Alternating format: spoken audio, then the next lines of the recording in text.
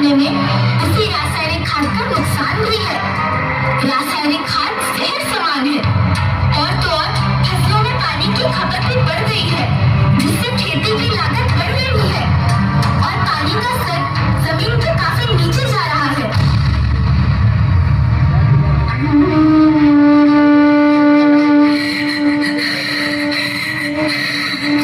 बच्चों, मैं तुम्हारी माँ हूँ। मैंने तुम्हें सुख से जीने के लिए पर्याप्त संसाधन दिए हैं, पर तुम्हारे लालच की पूर्ति के लिए नहीं दिए। ऐसा लगता है कि थोड़ी सी अधिक पैदावार और अपने लालच के लिए आप सब अपनी अगली पीढ़ी, अपने बच्चों के भविष्य के बारे में सोचना भूल गए हैं। सोचो, क्या तुम अपने बच्चों को ऐसे खेत देना चाहते हो जो बंजर हो?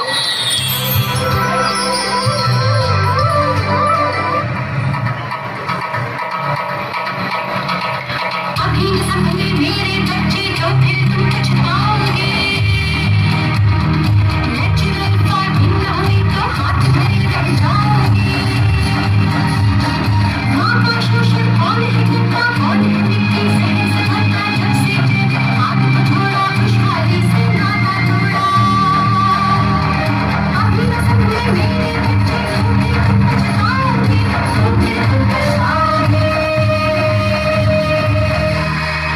लेकिन धरती माँ आपको सुरक्षित और प्रसन्न रखने का उपाय क्या है? एक ही उपाय है, धरती एक, परिवार एक, भविष्य एक। इस मूल मंत्र को आत्मसात कर लो। प्राकृतिक संसाधन को बचाओ, प्राकृतिक खेती को अपनाओ और परंपरागत देसी पद्धति से, जैसे गो आधारित उत्पाद, जीवामृत, बीजामृत, पंचगव्य, गोमूत्र, छाछ का उपयोग करो ताकि मिट्टी की उत्पादकता बनी रहे। याद रखना, मैं माटी हूँ, माँ होना मेरे नाम में बसा है। पोषण करने के लिए ही मैंने जन्म लिया है। करोड़ों सालों तक धरती पर सांसों की डोर आगे बढ़ाई। पेट भरा जब सबका, तभी मैंने संतुष्टि पाई।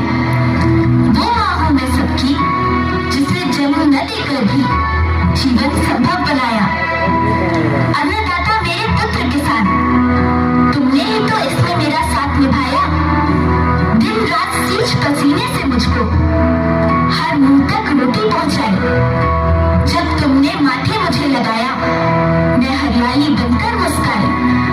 मिट्टी बंजर होने से या धरती के नुकसान से किसी एक देश, एक द्वीप, एक समाज या एक धर्म का नुकसान